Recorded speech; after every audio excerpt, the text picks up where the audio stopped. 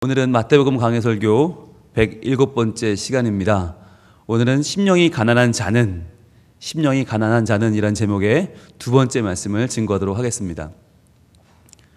우리는 지난 시간에 산상수훈을 시작하는 산상수훈의 서론, 바로 팔복에 대해서 첫 시간을 가졌습니다.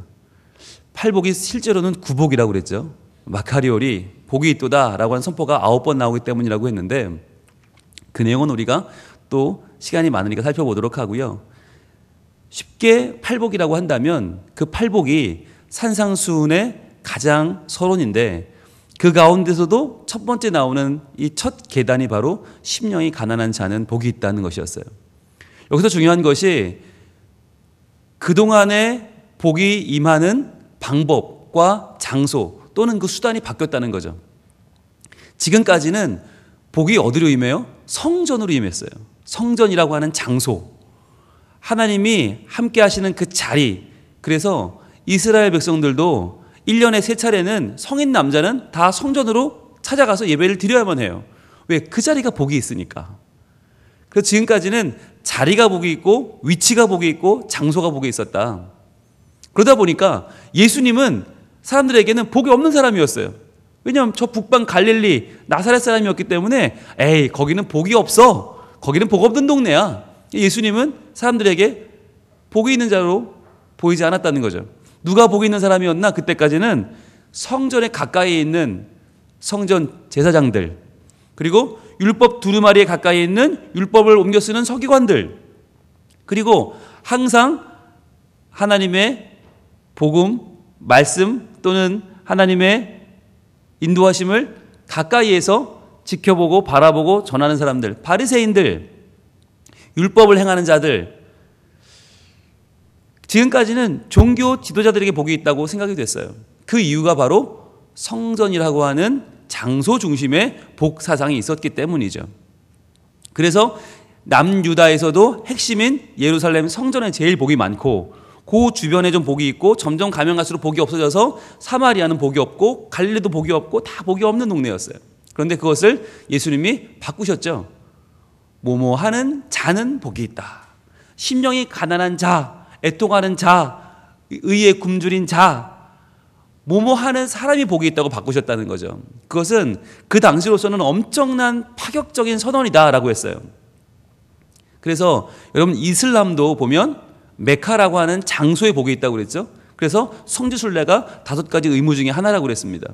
그리고 불교는 뭐에 복이 있다고 그랬어요? 불교는 선행이라고 하는 행위에 복이 있고, 유교는 군자 사상이라고 하는 사상이 복이 있고, 미신은요 어느 날에 복이 있죠. 손 없는 날, 어떤 시간, 어떤 날짜에 복이 있다. 그런 식으로 사람들은 어떤 관상에 복이 있다, 사주팔자에 복이 있다, 다 복이 어딘가 있다라고 말해요. 그래서 그것을 찾아 나서는 것이 인생이다. 그러다가 얻으면 복 받는 거고 못 얻으면 복 없는 거고. 그런데 하나님 뭐라고 말씀하셔요? 그게 아니라 예수님은 뭐뭐하는 사람에게 복이 있다. 사람, 너희가 복이 있다는 거죠. 그래서 하나님은 창세기 1장에서 태초에 천지를 창조하시면서 자기 형상대로 남자와 여자를 창조하시고 바로 뭘 주세요? 복을 주세요. 바로 복을 주시면서 그 사람에게 모든 세상을 다스리고 정복하고 번성하고 그것을 통제하고 관리할 것을 맡겨주셨다라고 했습니다. 그래서 지난 시간에 우리가 확인한 것은 우리 모두는 복이 있는 사람이다. 하나님은 사람에게 복을 주신다. 사람이라고 하는 존재는 하나님의 형상은 복이 있다는 것을 지난주에 확인했어요. 자, 이제 오늘은 드디어 이제 정말 심령이 가난한 사람이 누구냐라고 하는 내용으로 들어갈 겁니다. 여러분, 오늘부터 보실 때 중요한 포인트는 여기는 성전이 아니에요. 우리는 늘 성전파의 입장으로 본문을 봐요. 그래서 나는 충분히 하나님과 함께 있고, 충분히 나는 하나님 편에 서 있고, 나는 충분히 괜찮은 사람, 수요 예배까지 나오는 아주 멀쩡하고 괜찮은 신앙인, 적어도 상위 한 15%에서 20% 이내에 아주 훌륭한 신앙인이라는 마음을 가지고 성경을 봅니다. 그런데 여러분, 그 마음이 성전파가 가지고 있는 마음이에요. 지금 이 산에서 외쳐지고 있는 산상수훈을 듣는 사람들은 누구냐면 산사람들이에요.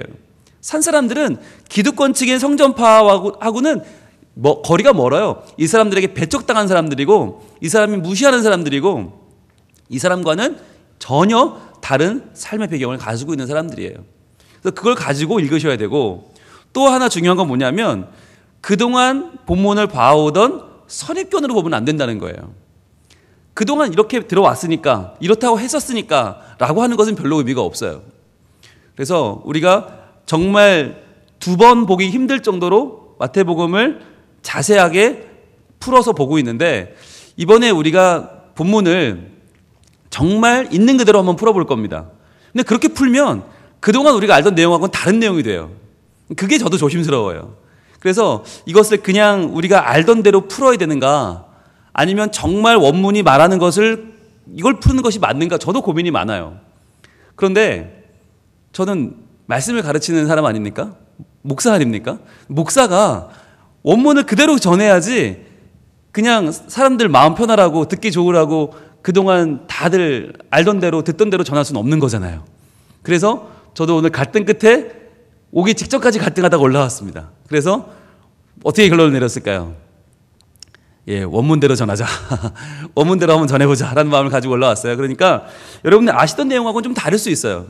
그런데 중요한 건, 그럼 내가 알던 건 틀린 거냐? 아니요. 해석이라고 하는 것이 본문을, 있는 그대로의 본문을 어떻게 볼 거냐라고 하는 관점은 다를 수 있어요. 그래서 여러분이 그동안 듣고 보던 내용도 틀린 건 아니에요. 그런데 우리가 오늘 하려는 작업은 뭐냐면 가장 있는 그대로, 가장 말씀하시는 그대로를 한번 찾아보자는 거예요. 그래서 오늘은 원문을 좀 볼 텐데, 이게 어려운 작업이 되겠지만 저는 아주 필요한 작업이라고 믿어요. 그래서 정말 오늘은 필요한 시간이 될 거고, 우리가 이 이후에 모든 팔복을 이해하는데, 그리고 이 전체의 모든 산상수훈을 이해하는데 아주 중요한 또 포인트가 되는 날이니까, 여러분들이 눈을 크게 뜨시고 귀를 크게 여시고 마음도 크게 여시고 함께 해주시면 참 좋겠습니다. 자, 그러면 오늘 한번 볼까요? 오늘 본문 마태복음 5장 3절 한번 띄워주세요. 같이 읽겠습니다. 시작. 심령이 가난한 자는 복이 있나니 천국이 그들의 것임이요. 아멘. 자, 여러분, 이 팔복을 어떻게 이해하셔야 되냐면, 이 팔복은 8가지 그냥 띄엄띄엄 하나씩 고른 복이 아니에요. 이 팔복이란 단계예요. 단계. 하나하나의 단계. 즉 하나님의 복을 받는 사람은 이러한 사람들이 복을 받는다. 그리고 복은 이런 사람들에게 이미 임했다. 이런 사람들이 이미 복을 받은 사람이다. 그러니까 하나님 나라의 주인공은 이런 사람들이다 라고 하는 첫 단계부터 둘째, 셋째, 넷째 쭉 연결이 돼요. 그러니까 적어도 하나님을 믿는 사람이라면, 예수를 구주로 영접하고 천국을 소유한 사람이라면 적어도 우리는 이러한 사람들이에요. 이미 이런 사람들이 되어야만 복을 받는 건 아니에요. 그러나 우리는 이미 복을 받았고 천국을 소유했고 이미 이런 사람들이에요. 그런데 만약에 내가 이런 사람들이 지금 아니라고 보여진다면 어떻게 해야 될까요? 천국을 소유했지만 아직까지 이런 사람들이 아니다 라고 한다면 자신을 돌아봐서 내가 이러한 신앙인의 모습을 내 안에 발견해야 되는 거죠. 그리고 내가 그러한 부분을 내 마음속에 점점 더 키워나갈 필요가 있는 거죠. 그런데 보세요. 그러면 첫 단계가 이제 심령이 가난한 자는 복이 있는데, 심령이 가난한 자는 어떤 사람입니까? 여러분, 심령이 가난한 자, 그럼 어떤 사람이에요? 그럼 이게 어려우면 좀 쉽게 바꿀게요. 가난한 자는 어떤 사람이에요? 가난한 자, 가진 게 없는 사람. 그러면 가진 게 얼마큼 없어야 가난한 자입니까? 얼마큼, 얼마 이하로, 동산, 부동산 얼마 이하로 되면 가난한 자입니까? 여러분, 가장 비근한 예로 통장 잔고 얼마부터 가난한 자입니까? 우리가 소득에 따라서, 사회적 지위에 따라서 건강보험료를 내지 않습니까? 건강보험료 얼마부터 여러분 가난한 사람입니까? 이게 굉장히 애매합니다. 아마 제가 여기서 기준을 제시하는 순간 반발이 일어날 겁니다. 아이, 목사님 그 정도는 가난한 게 아니고요 라고 하실지도 모르고요. 제가 그래서 자, 이런 기준으로 해서 당신은 가난해요 그런 말하면 아마 화가 불끈 일어날 겁니다. 내가 왜 가난해요 그러실 겁니다. 여러분, 이 말이 굉장히 애매한 말이죠. 가난한 자라고 하는 말도 애매한데 더 훨씬 애매한 말이 뭐냐? 심령이 가난한 자예요. 이거 더 애매해요. 차라리 가난한 자라고 하면 여기서 토론 끝에 오늘 밤새 토론을 하면 결론을 내릴 수 있어요. 그래, 통장 얼마 이하는 가난하다고 하자. 하루에 몇 끼 먹으면 가난하다고 하자. 옷을 어떤 브랜드 이하로 입으면 가난하다고 하자. 정할 수 있어요. 오늘 우리 그거 할 수 있어요. 밤새면 돼요. 그런데 심령이 가난하다는 건 이건 밤을 새도 정할 수가 없어요. 그렇지 않아요? 심령이 가난한 게 뭐예요 대체? 뭡니까? 겸손. 예, 말씀 잘해 주셨어요. 저도요 그렇게 생각을 했어요. 그동안 그렇게 생각하고 그렇게 믿고 그렇게 설교도 많이 해왔어요. 왜냐하면 심령이 가난하다는 말은 적어도 심령이 교만하다는 말의 반대말일 것이다. 그렇지 않습니까? 심령이 교만하다는 말은 뭐예요? 심령이 내가 지금 내 마음이 뭔가 가득 차서 뭔가 충분하게 가득 차서 이 정도면 괜찮아. 나는 괜찮은 사람이야 라고 생각하는 교만. 이 정도면 충분히 세상을 살아갈 때 지장이 없어 라고 생각하는 충분한 마음의 상태. 그 마음의 교만과는 반대말. 그러니까 겸손하고 내가 지금 낮아져서 나는 가진 것이 없고 나는 마음도 가난하고 심령이 가난해서 나는 나 혼자서 할 수 없고 하나님 필요합니다. 이 정도로 생각을 했었거든요. 그랬어요. 그런데 오늘 본문을 자세히 보다 보니까 원문을 보다 보니까 제 생각과는 많이 다르더라고요. 많이 달라요. 일단 제일 부딪힌 부분이 뭐였냐면 먼저 부딪힌 부분은 한 전치사였어요. 심령이 가난한 자라고 하면 심령이가 마치 주어 같잖아요. 그런데 심령이란 말이 이제 푸뉴마라고 하는 단어인데 푸뉴마. 그런데 본문에는 토 푸뉴마거든요. 토 푸뉴마라 토는 영어로 하면 투예요. 누구누구에게예요. 누구누구에게. 그러니까 심령에게 가난한 자가 돼요. 오늘 본문을 그대로 풀면 그대로 다 인정하자면 심령에게 가난한 사람 말이 굉장히 애매하죠. 심령이 가난하다고 그래도 불명확한 현실인데 심령에게 가난하다 더 애매합니다. 그래서 저는 이 푸뉴마라고 하는 심령이라는 단어를 찾아봤어요. 찾아보고 또 찾아보고 또 찾아봤어요. 자, 푸뉴마라고 하는 단어가 뭐냐면 푸뉴마가 구약에서는 루아흐라는 말이거든요. 루아흐는 하나님의 숨, 후는 하나님의 숨 또는 하나님의 영, 하나님의 성령이라고 쓰인 단어가 루아흐예요. 우리가 하나님의 루아흐를 받아서 그 숨을 받아서 생명이 되었거든요. 그게 루아흐인데 이 루아흐가 신약에는 푸뉴마라고 쓰였고 이 푸뉴마는 영어로 오면서 스피릿이 됐습니다. 스피릿. 근데 여러분 스피릿이라는 단어가 아시겠지만 앞에 S자를 대문자로 쓰느냐 소문자로 쓰느냐에 따라서 이 뜻이 전혀 달라집니다. 스피릿이라는 말을 소문자로 쓰면 영혼입니다. 사람의 영혼이고요. 대문자 S로 쓰면 뭐가 되죠? 성령입니다. 성령. 똑같이 푸뉴마라는 단어도 푸뉴마의 맨 앞에 나오는 헬라어 파일을 대문자로 쓰면 성령이 되고요. 소문자로 쓰면 영혼이 됩니다. 그런데 신약 원문에는 대문자와 소문자 표기가 없습니다. 그래서 이 푸뉴마가 소문자 푸뉴마 영혼이냐 아니면 대문자 푸뉴마 성령이냐를 우리가 그 단어만 보고 구별할 수는 없습니다. 그럼 뭘 봐야 되느냐? 신약 성경에 푸뉴마라는 단어가 어떻게 쓰였나를 다 봐야 돼요. 다 봤어요. 그랬더니 신약에 다 푸뉴마라는 단어가 345번이 나와요. 신약에 345번. 그런데 345번 중에서 뜻이 세 가지인데 먼저 바람이라는 뜻이 있다고 그랬죠. 바람, 그냥 바람. 그 다음에 또 하나는 영혼, 그 다음에 성령이라고 그랬죠. 바람이라고 쓰인 게 345번 중에 3번이에요. 딱 3번. 부활하신 예수님이 바람을 후 부시면서 성령을 받으라 하셨을 때 그때 쓰였고, 그리고 성령으로 난 사람은 바람과 같아서 어디로 가는지 알 수 없다 할 때 그럴 때 쓰였고, 딱 3번밖에 안 쓰였어요. 그러니까 거의 그 드물죠. 그러면 나머지 342번 가운데 영혼과 성령 중에서 뭐가 더 많이 쓰였을까요? 우리가 더 많은 쪽으로 해석하는 게 헷갈릴 때는 맞거든요. 그런데 영혼이라고 쓰인 게 101번입니다. 영혼. 그리고 성령으로 쓰인 게 241번이에요. 그러니까 101번 대 241번. 바람은 거의 없고 영혼보다 성령이라고 쓰인 게 2배 이상 많아요. 푸뉴마가 해석이 된 게. 그러니까 푸뉴마라는 말은 사람의 영혼이라고 해석할 수도 있지만 더 많은 경우에는 성령으로 쓰였다. 그러면 오늘 이 본문을 심령이 가난한 자는 복이 있나니를 풀면 심령에게, 일단 토니까 에게라고 보면 심령에게 가난한 자는 복이 있다. 이것을 우리는 두 가지로 볼 수 있죠. 영혼에게 가난한 자는 복이 있다. 또는 성령에게 가난한 자는 복이 있다. 둘 중에 하나를 골라야 되는데 일단 비율은 성령이 훨씬 높다는 일단 가정을 가지고 한번 계속 볼게요. 그러면 이게 성령에게 가난한 것이냐 영혼에게 가난한 것이냐. 중요한 건 가난한이죠. 이제 가난한이라는 말을 해결해야 됩니다.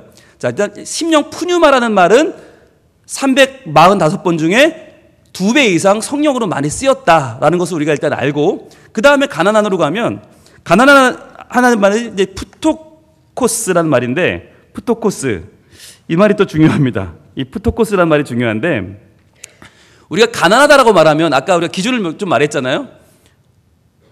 뭐 돈이 별로 없고 가진 게 별로 없는 사람들이 이게 가난한 사람들인데, 푸토코스라는 단어는 조금 달라요. 좀 특이해요. 그냥 푸어라고 영어로 번역하면 이건 안 되는 단어예요. 왜냐하면 가난하다고 하는 말은 얼마 있긴 있다는 거잖아요. 많지는 않아도. 우리 중에 여러분 가난한 사람이 있죠? 네, 스스로 가난하다고 말하면 좀 그렇겠지만 있어요. 우리 중에는 부유한 사람이고 가난한 사람이 있어요. 그런데 우리 중에 적어도 푸토코스는 없어요. 왜 없냐? 푸토코스라는 사람은 누구냐? 파탄에 이른 사람이에요. 그러니까 입을 옷도 하나 없고 오늘 당장 한 끼 먹을 것이 없는 사람. 그게 오늘 본문에 나온 푸토코스예요. 그러니까 지금 당장 쓸 수 있는 가용한 재정이나 쓸 수 있는 것이 하나도 없는 사람이에요.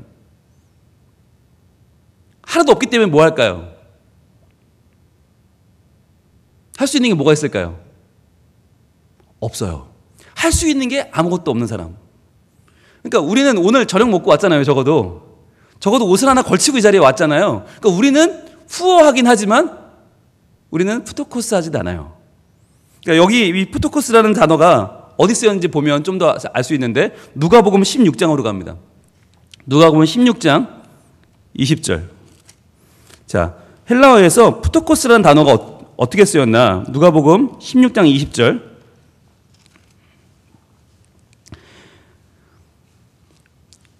바로 한 절 전인 19장 19절에는 한 부자가 나오고요.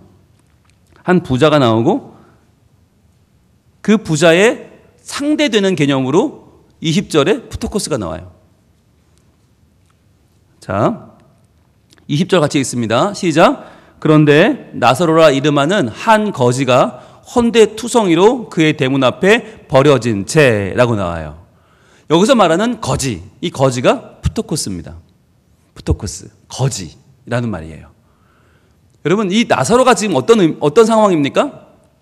헌데투성이로 그의 대문 앞에, 그 부자의 대문 앞에 버려졌다고 그랬어요. 그러니까 지금 자력으로 와서 완져 있는 게 아니에요. 버려졌어요. 왜요? 누가 버렸을까요?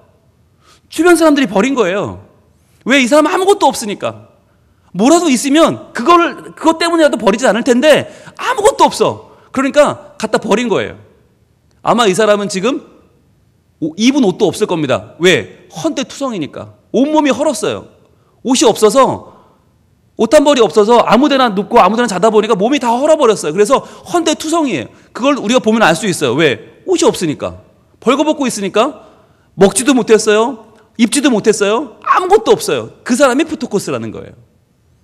그러면 번역을 뭐라고 했어요? 가난한 자가 아니라 거지라고 했어요. 거지란 말이 뭐예요? 구걸하는 사람이에요.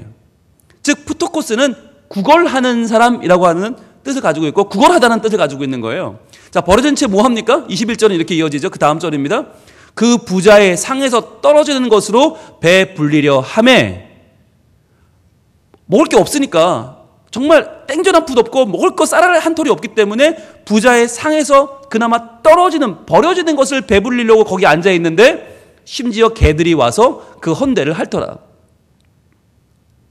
치료받을 돈도 없고 능력도 없고 여력도 없어서 지금 그 헌 상처를 개들이 와서 핥아 먹을 정도로 또 걔네들을 비키라고 가라고 할 정도의 힘도 없다는 거예요.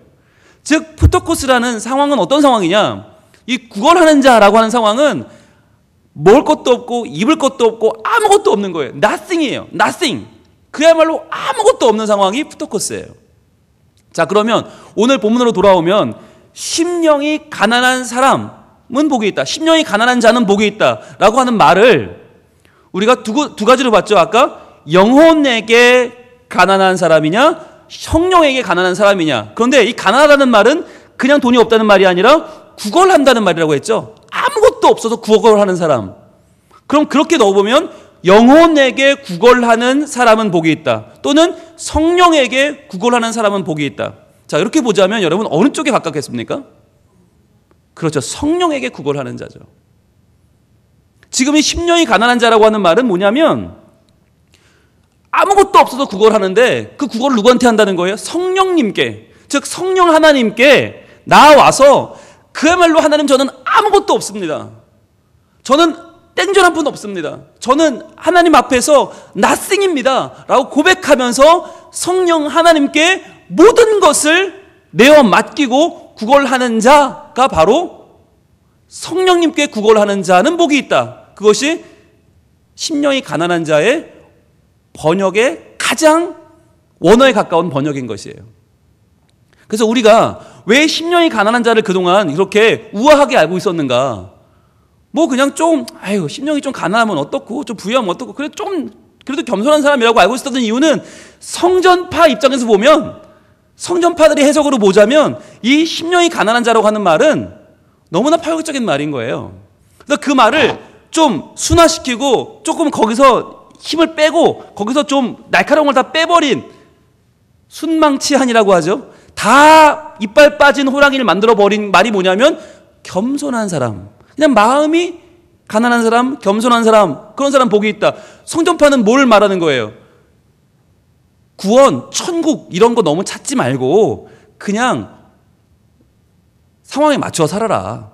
그러니까 조금 성품 좋게 살고 인품 좋게 살면 되지, 뭐하러 예수가 필요하고 뭐하러 지금 이 상황을 뒤집을 필요가 뭐가 있느냐. 그러지 않아도 된다는 거예요. 그냥 살면 되고 그냥 믿으면 되지. 왜 굳이 예수가 준다는 천국에 왜 그렇게 빠져 사느냐. 성전파들은 팔복을 다 뒤집어 놨어요. 다 그 번역을 아주 평범하게 만들어 놨어요. 그래서 심령이 가난한 자는 복이 있다. 그냥 좀 착하게 살아. 그냥 조금 겸손하게 살고 조금 기도하면 되지 라고 바꿔놨어요. 그런데 실제로 의미는 뭐냐면 성령에게 나와서 간절하게 구걸하는 사람, 아무것도 없어서 정말 내가 가진 것이 아무리 통장에 돈이 있고 아무리 사회적 지위가 있고 아무리 남들은 나를 괜찮다고 말해도 실제로 성령 하나님 앞에 서서 나는 아무것도 없다고 내 자신을 바르게 볼 줄 아는 사람, 즉 성령 하나님께 뭘 구하는 거예요? 예수님을 구하는 거예요. 예수님을 지금 내가 얻지 못하면, 예수님을 통해서 열리는 하나님 나라, 그 나라를 얻지 못하면 나는 이 땅에서 아무것도 누리거나 갖거나 소유하거나 내가 이 세상에서 이룬 것이 아무것도 의미가 없다고 말하는 사람이 바로 성령에게 구걸하는 사람인 거예요. 그래서 이 본문을 현대 독일어 성경은 이렇게 번역을 했습니다. 현대 독일어 성경, 오직 하나님께만 어떤 것을 기대하고 자기 자신에게는 아무것도 기대하지 않는 사람. 다시 한번 독일어 성서 현대 성서는 이렇게 번역합니다. 오직 하나님께만 어떤 것을 기대하고 자기 자신에게는 아무것도 기대하지 않는 사람. 여러분은 심령이 가난한 사람입니까? 여러분 성령에게 구걸하는 사람입니까? 지금 이 순간에 나는 그 어떤 것도 내 자신에게 기대할 수 없습니다 라고 말하는 사람이 복이 있다는 거예요. 이 본문을 유진 피터슨이라는 목사님이 계시는데, 그분은 목회자들의 목회자라는 별명을 가지고 있고 평생 35권의 책을 썼는데 지난 월요일날 돌아가셨어요. 지난 월요일날 폐렴으로 돌아가셨는데 이분의 유언이 재밌어요. Let's go 그러셨대요. 아, 대단한 양반이세요. 처음 가면서 Let's go. 그렇죠. 또 다 같이 갈 길이니까 우리 함께 주님께로 가자. 그러고 렛츠고 하고 돌아가셨다는데 그분이 쓴 가장 귀한 책 중에 하나가 메시지 성경입니다. 이 메시지 성경은 현대인들의 감각으로 성경을 재번역했어요. 오늘날 감각으로 쓴 가장 모던한 시대의 성경은 번역은 어떻게 되느냐? 오늘 본문 이렇게 번역했습니다. 벼랑 끝에 서 있는 너희는 복이 있다. 너희가 작아질수록 하나님과 그분의 다스림은 커진다.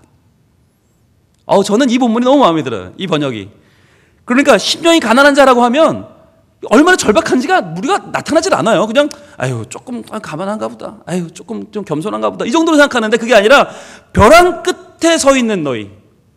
더 이상은 물러설 곳이 없는, 이제 여기서 떨어지면 끝장이에요. 그러니까 어떻게 하겠어요? 벼랑 끝에 서 있으면 간절히 붙잡게 되죠. 뭐라도 지푸라기라도 붙잡는 마음으로 붙잡게 되잖아요. 누구를? 성령님을, 성령 하나님을. 그분을 통해서 얻는 예수님이 아니면 나는 살아갈 이유가 없고 살아갈 아무런 근거도 없고 내 목적이 없다고. 성령 하나님을 간절하게 푸토코스 하면서 그분을 구걸하면서 예수 그리스도를 얻고자 발버둥 치는 우리들은 복이 있다.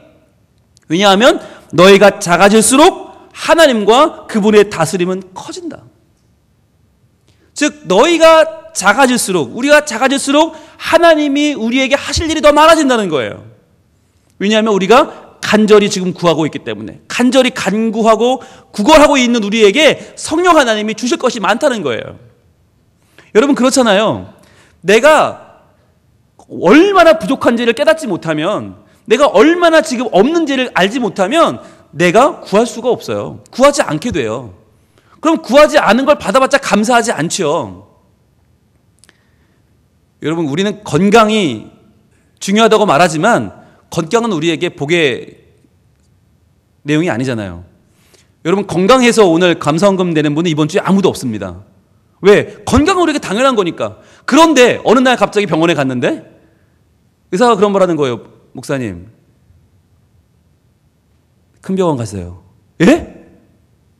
모르겠는데, 제가 모르겠는데, 이거는 걱정은 하라는 얘기는 아닌데, 모르겠어요. 지금 뭐가 하나 나왔는데, 잡히는데, 이게 뭔지 모르겠어요. 혹시 밥을 좀 빨리 드시나요? 네. 혹시 좀 뜨거운 거 많이 드시나요? 예. 안 좋은데.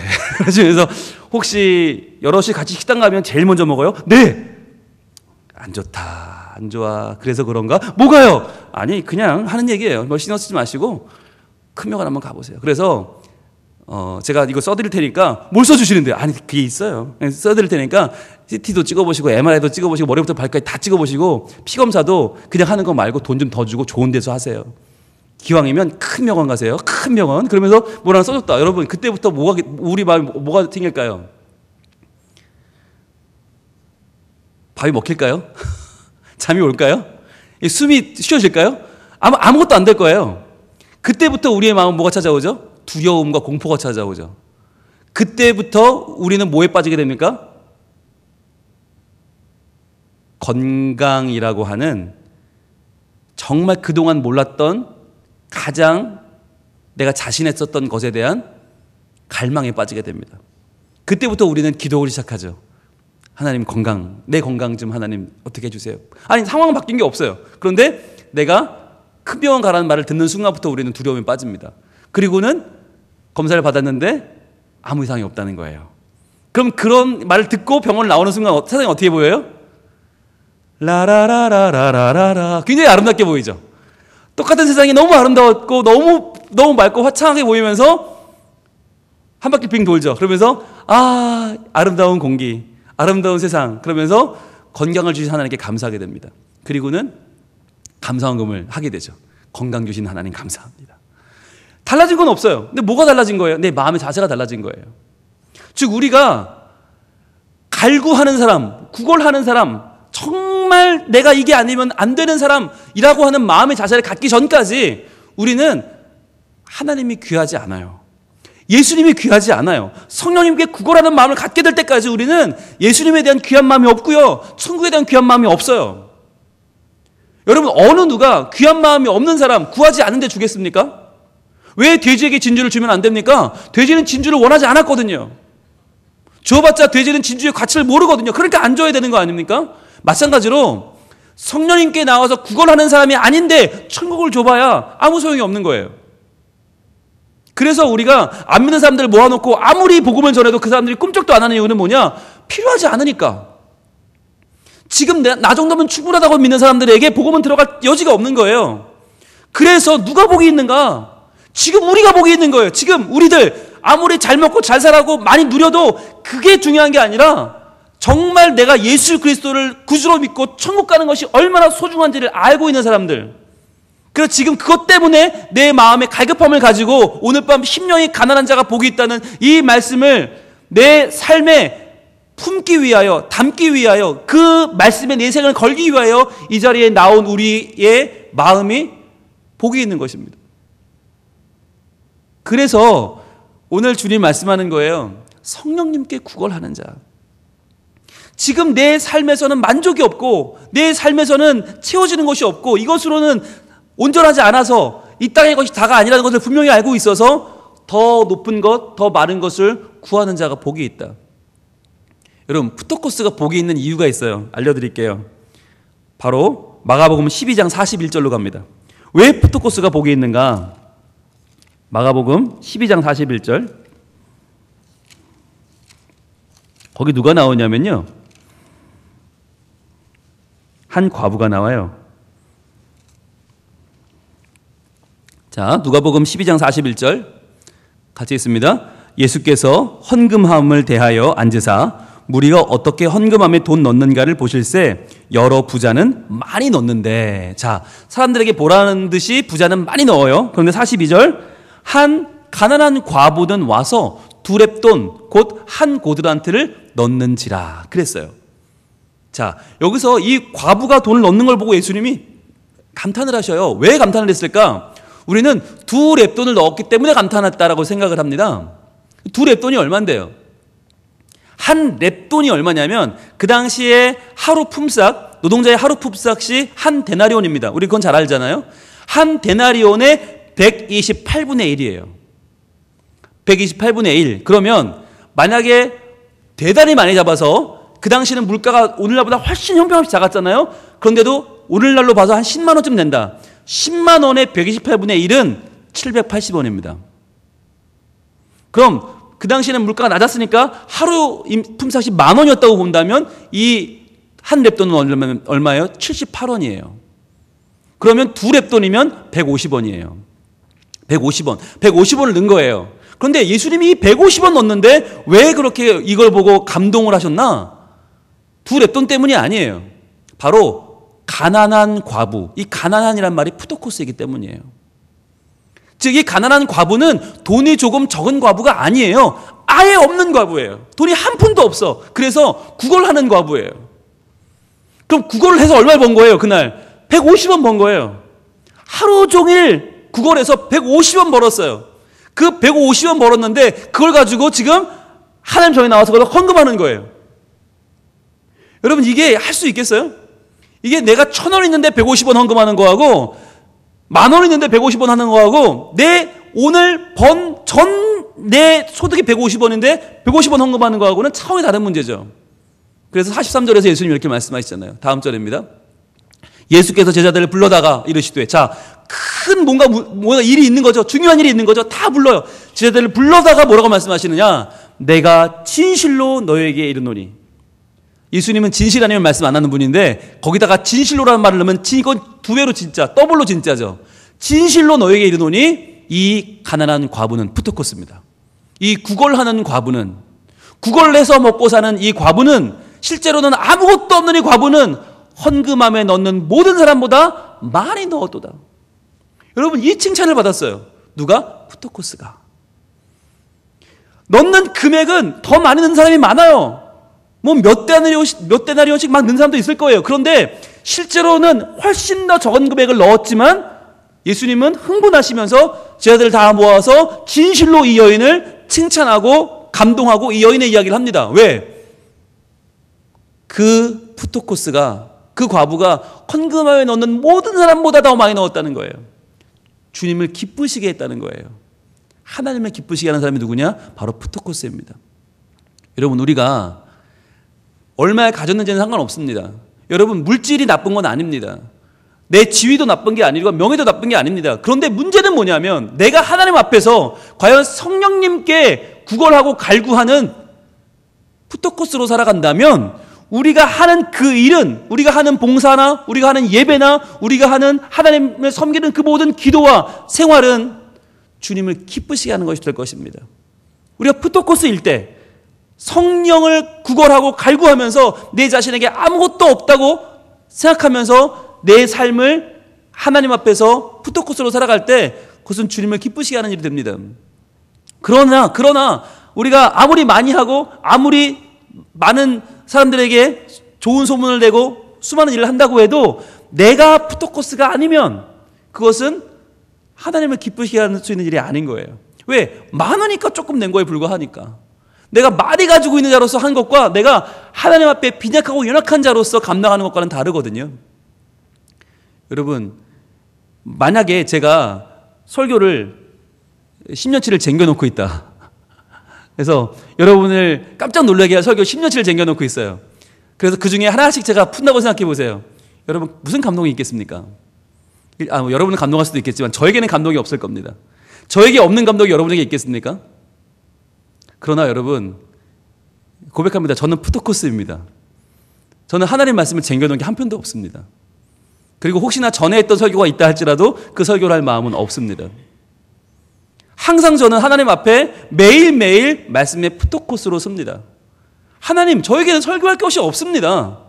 하나님께서 오늘의 감동을 주시지 않으면, 오늘의 본문을 주시지 않으면 저에게는 설교할 말이 한마디도 없습니다. 라고 하는 자세로 섭니다. 그런데 하나님은 그러한 푸토코스인 저를 외면치 않으시고 매일매일 설교할 본문을 주십니다. 그 본문의 의미를 하나님이 깨닫게 하시고 그 본문을 전할 감동을 주십니다. 그래서 저는 이 자리에 설 수 있는 것입니다. 마찬가지로 우리 모두가 오늘의 예배를 드릴 때 이 예배를 내가 마땅히 드릴 만한 자라고 이 예배를 드릴 능력이 내게 있다고 믿는 자와 오늘 이 예배를 내가 하나님 앞에서 아무것도 드릴 수 있는 능력이 없다고 그렇게 고백하며 나오는 자와는 차원이 다른 것입니다. 내가 예배 드릴 능력이 이렇게 많아서 쟁여놓으면서 한 주씩 푸는 것이 아니라 나는 오늘도 하나님 앞에 가난한 자요, 나는 오늘도 하나님 앞에 구걸하는 자요, 오늘도 나는 하나님 앞에 설 자격이 없는 자인데 이 한 날 예배할 능력을 주시는 하나님을 의지하며 이 자리에 나오는 것입니다. 마찬가지로 내가 오늘 사업을 하러 나갑니까? 내가 오늘 장사를 합니까? 내가 오늘 공부를 합니까? 내가 오늘 가정을 돌봅니까? 똑같은 거예요. 내가 충분한 능력을 가지고 있어서 그 중에 일부를 쓰는 것이 아니라 내가 오늘 이 일을 감당할 능력이 아예 없는데 아무것도 내게는 능력이 없고 아무것도 내게는 가진 것이 없는데 오늘 내가 성령님께 갈구하며 성령님께 구걸하며 빈약한 나의 삶을 채우시기를 간절히 바라는 마음으로 소원하며 나가는 사람은요, 그 하루를 깨어있는 사람이 됩니다. 구하지 않으면 안 되는, 마치 오늘의 만나가 떨어지지 않으면 나는 굶어 죽는다고 말하면서 만나를 기다리는 이스라엘 백성들처럼 험난한 광야를 이겨낼 수 있었던 그 믿음은 바로 오늘 주시는 만나를 기다렸던 그 믿음이 아닙니까? 그 마음이 푸토코스입니다. 오늘도 하나님이 내게 주시는 하나님의 살아있는 은혜와 은총이 아니면 나는 살 수 없다고 고백하는 사람, 오늘도 예수를 만나지 못하면 그 천국은 나오는 아무 감각이 없고 아무 관계없는 그 천국은 내게는 찾아오지 않는다고 믿고 그 천국을 소유하기 위하여 오늘도 예수님을 갈구하는 사람, 그 사람에게 오늘 하나님은 오늘을 채우는 은총을 주실 것입니다. 오늘 우리의 간절한 소원을 하나님은 외면하지 않으실 것입니다.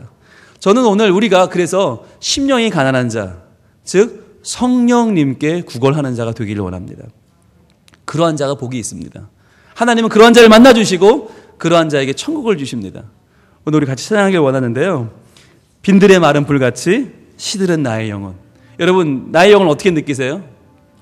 이만하면 괜찮아요? 이만하면 멀쩡해요? 아니요. 빈들의 마른 풀같이 시들은 나의 영혼. 그러나 우리는 누굽니까? 주님이 약속한 성령 간절히 기다리는, 주님이 허락하시는 그 성령의 은혜를 지금 그 약속을 붙잡고 나아갑니다. 구걸합니다.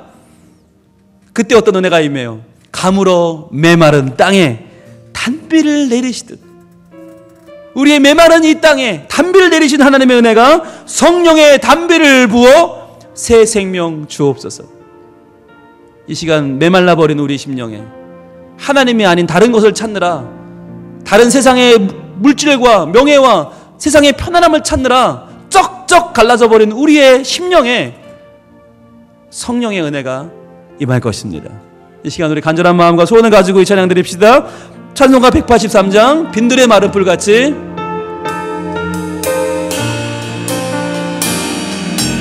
빈들의 마른 풀같이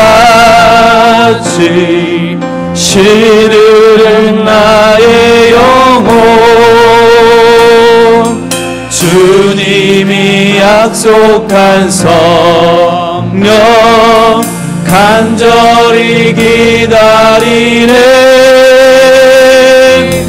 가물어 메마른 땅에 단비를 내리시는 성령의 단비를 부어. 다시 한번 고백합니다. 빈들의 마른 풀같이.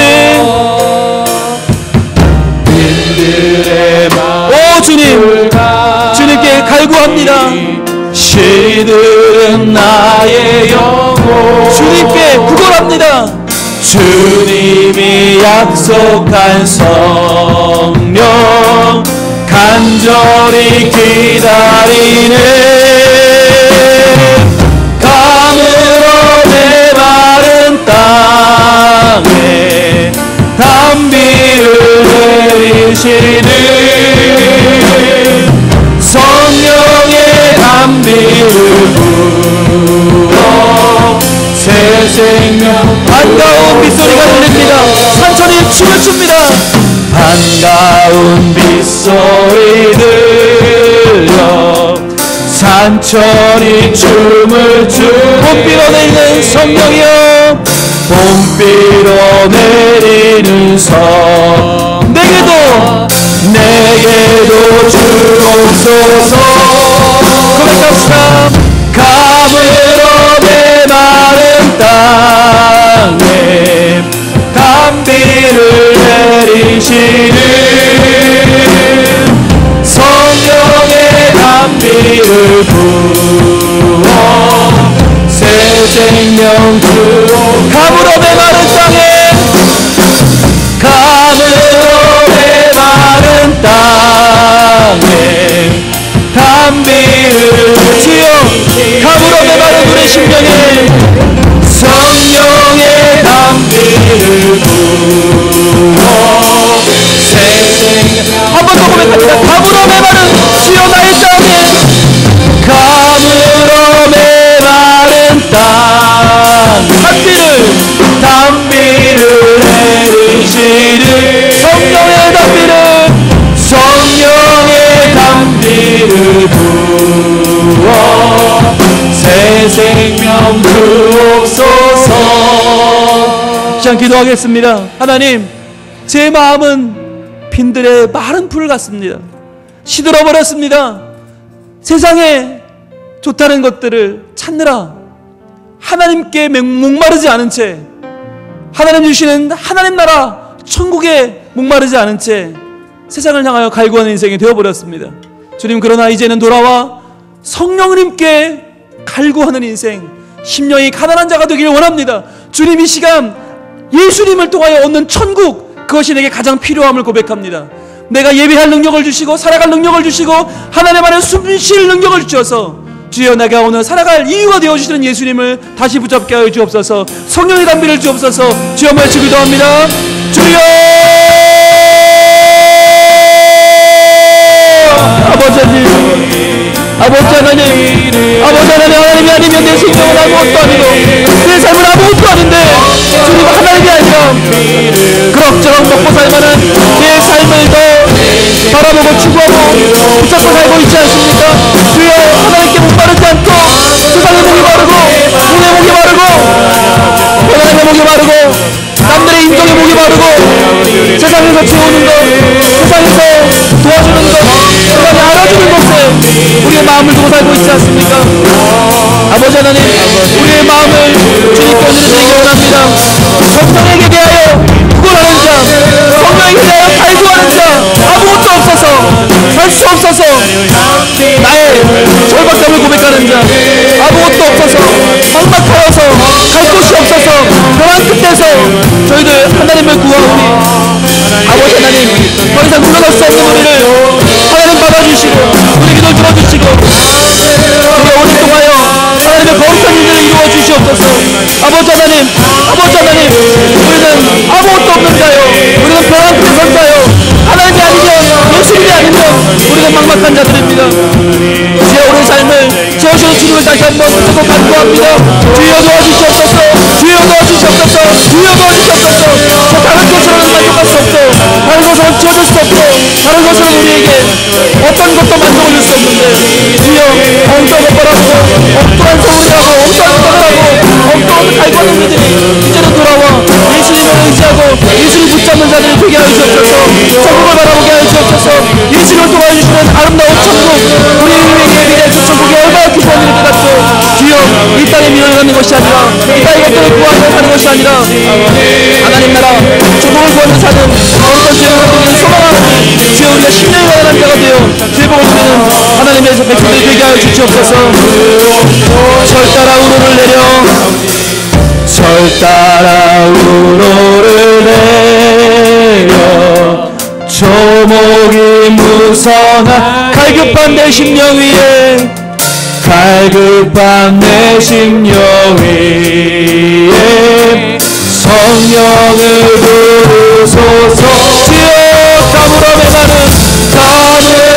메마른 땅에 단비를 내리시니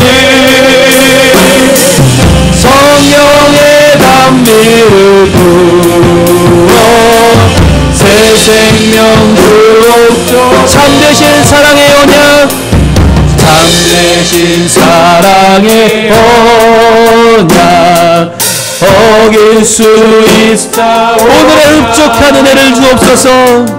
오늘의 흡족한 은혜 주실 줄 믿습니다.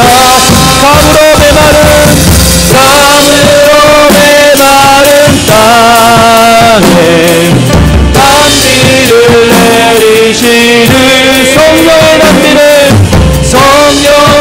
단비를 부어 새 생명 주옵소서. 가물어 메마른 우리 심령에, 가물어 메마른 땅에 단비를 내리시는 성령의 단비를 부어 새 생명 주옵소서. 아버지 하나님, 우리는 지금 세상을 향하여 목이 마릅니다. 세상의 모든 것들, 세상의 부유한 것들, 세상의 보기 좋은 번쩍이는 것들에게 목이 메어서 그런 것들을 바라며 살고 있는 저희 현실을 고백합니다. 그러나 하나님, 예수님은 우리에게 너희는 성령님께 갈구하는 자가 되어야 한다고, 너희가 성령님께 구걸하는 자이기 때문에 복이 있다 말씀하십니다.